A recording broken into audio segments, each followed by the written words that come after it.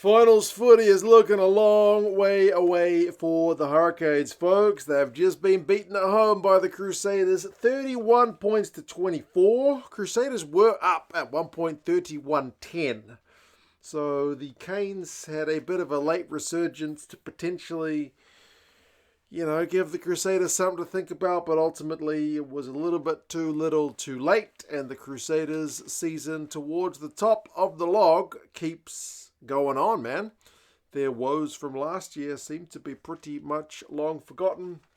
Good performance from Scott Barrett, bit of pressure on him.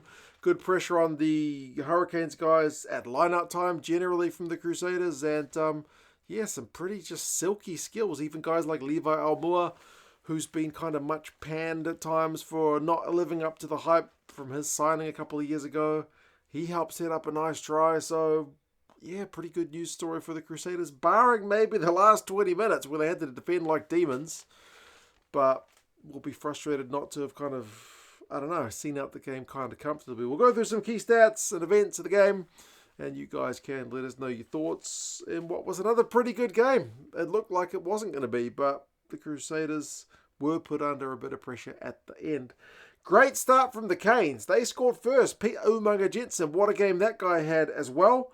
Footwork to finish off a whole heap of Hurricanes pressure early. Managed to make a not that big gap look pretty big with his skills. So 7 points to 0 for them. But the Crusaders hit straight back, bang, bang, quickfire double. Two of their front rowers first to Mighty Williams. After they get a line out in Hurricanes territory, they go for touch, go for the maul. And it goes over 7 points to 5 with the misconversion. And then in the lead with Moananu getting his first of two. Pouncing on loose ball go the Crusaders. So punishing a Hurricanes error. Boom, Bodie Barrett. Scott Barrett gets himself into a bit of space. I guess I'm used to saying that for Bodie a bit more. Some nice hands generally from the Crusaders guys. And then, the hands from Barrett with the final pass were pretty sweet. Moananu goes over 12 points to 7. Canes did get a penalty in reply, but that quickfire double would have burned for the Canes guys. Crusaders also started losing players like crazy to HIAs. They lost Newell and they lost Kimura. And then they lost Havili to injury, which I think sucks because I think I put him in my fantasy team.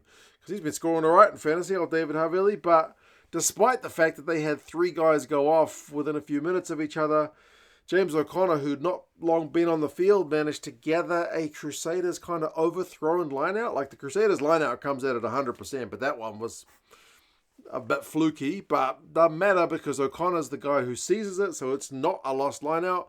He puts on a bit of a footwork of his own. Nice fend, and he goes through for a try, which I think of all the tries, that'll probably burn more for the Hurricanes. The previous one was from turnover ball, which is pretty bad as well, but that one, they won't like looking back at that one. But great skills from Jock. So 19 points to 10. And then Fihaki's finishing the corner for the next one on like 36 minutes. Starting to look like game over. That's why I mentioned Almua in the build-up to that one. Levi Almua, was a big signing from Moana Pacific a couple of years ago. At times, kind of hasn't really lived up to the billing because he used to play outstanding with them. But his offload from the deck in the build-up to that try was great. And Fihaki's finishing the corner. Proper kind of, magic stuff. 24 points to 10. Fihaki had a chance to extend the lead going into halftime, but he missed a long-range shot ball. Falling off the tee didn't help him. But 24-10 at halftime. It's all been Crusaders for much of that first half. Run meters 247 to 103. Clean breaks 5-2. Offloads 9-5. All to the Crusaders. Second half starts with a bit of handbags. Ruben Love, maybe a silly little late shot on Will Jordan. Wasn't the kind of smartest thing he'd ever done. And then the Crusaders go on the other end because that kick from Love went too long, didn't he? I think they got pinged for it too. So, 14 phases the Crusaders go. And then they get themselves a penalty. Touch again, maul again, Moananu again, 31-10. But that's the final scoring for the Crusaders. So that's not all kind of hunky-dory. Like the Hurricanes did bring on a bunch of their forwards, trying to get a bit of the kind of bomb squad effect going on. Bring on the forwards at the same time to try and change the game. It worked to a degree. Cam Roygard was trying to pull the team by the scruff of the neck. There's one moment he gets himself into a bit of space and he's just surrounded by Crusaders guys. Kind of isolated, but he's, getting the team forward. Eventually the Canes go into touch, but it's their line out. And then finally, after a couple of quick tap penalties, the Canes do manage to get themselves a try. Lakai goes over to make it 31-17. And then the Crusaders start getting themselves in some trouble because the penalty count is rising and it's kind of quick fire stuff. Blackadder cops a team yellow card.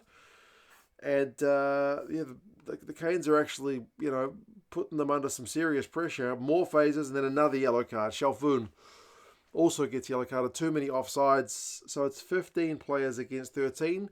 The Canes take a while to break down the Crusaders. Honestly, the Crusaders hung on for grim death.